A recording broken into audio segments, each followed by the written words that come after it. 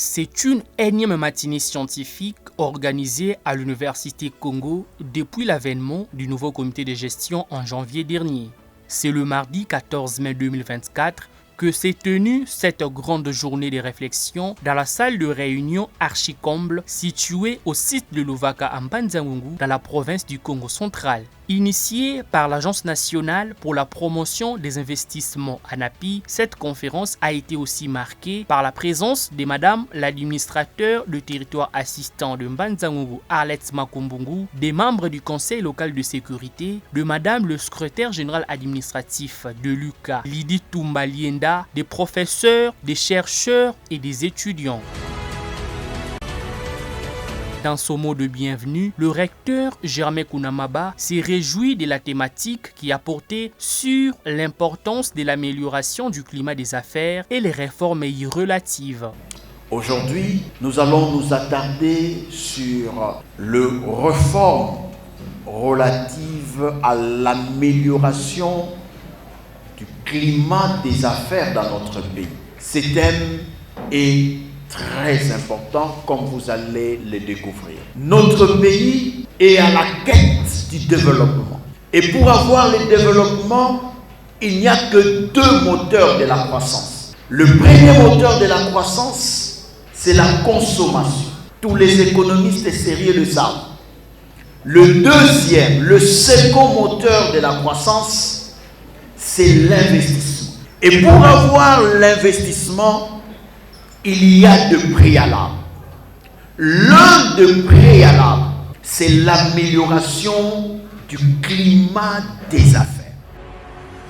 Le premier orateur de l'activité, Bogar Mpembi, chef des travaux et avocat, est longuement revenu sur la résolution et la sauvegarde des entreprises en difficulté. Chez nous, en République démocratique du Congo, la question relative à la sauvegarde des entreprises en difficulté, à la résolution de ces difficultés, n'a été intégrée dans notre droit positif qu'à la suite de notre adhésion à l'Organisation pour l'harmonisation en Afrique du droit des affaires, l'OHADA. Parce qu'avant, certes, il y avait une législation qui existait, mais c'était une législation qui est héritage de la colonisation, qui fait que, quand vous lisez les textes qui étaient jadis d'application, l'accent était mis plus sur la répression. Il a par la suite présenté les mécanismes de sauvegarde mis en place par le législateur pour lutter contre la disparition des sociétés. Sur la résolution des problèmes et sur la sauvegarde. Lorsque nous allons passer en revue ces procédures, vous allez vous rendre compte que le législateur OHADA ne vise pas la disparition des entreprises. Soit dit en passant, comme je l'ai dit au départ, l'entreprise constituant l'unité de base de l'économie, tout est fait pour que l'entreprise ne disparaisse pas. Ceux qui ont le temps, lorsque vous lisez l'acte uniforme sur les sociétés commerciales, vous allez vous rendre compte que de tous les actes uniformes, c'est celui qui est le plus volumineux. 920 articles consacrés à la société. Et ça ne s'arrête pas là, parce qu'il y a des dispositions d'ordre interne qui s'appliquent aussi aux sociétés commerciales. Et quand vous lisez l'acte uniforme, tout est fait pour minorer les causes de disparition de la société. Preuve que cette réalité occupe une place de choix. Donc le législateur ne veut pas la disparition des sociétés.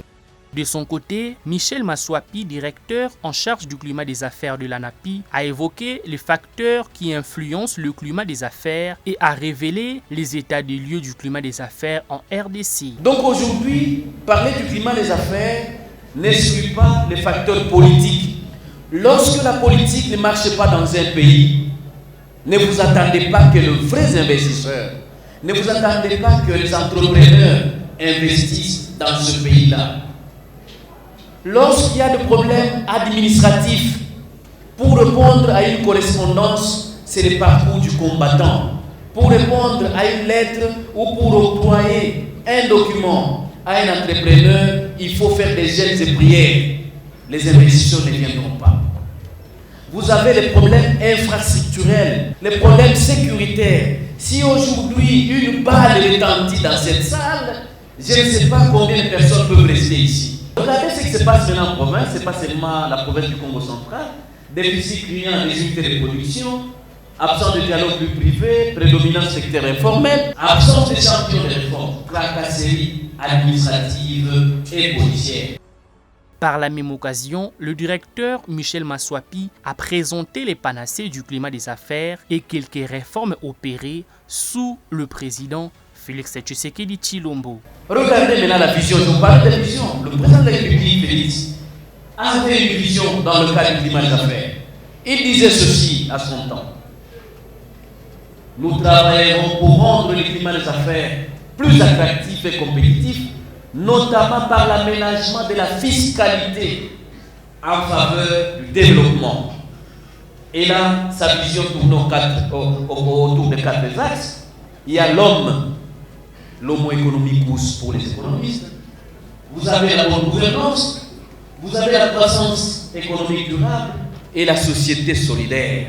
Il a mis en place la cellule du climat des affaires au sein de son cabinet, qui travaille nuit et jour pour cogiter sur les réformes dans notre pays.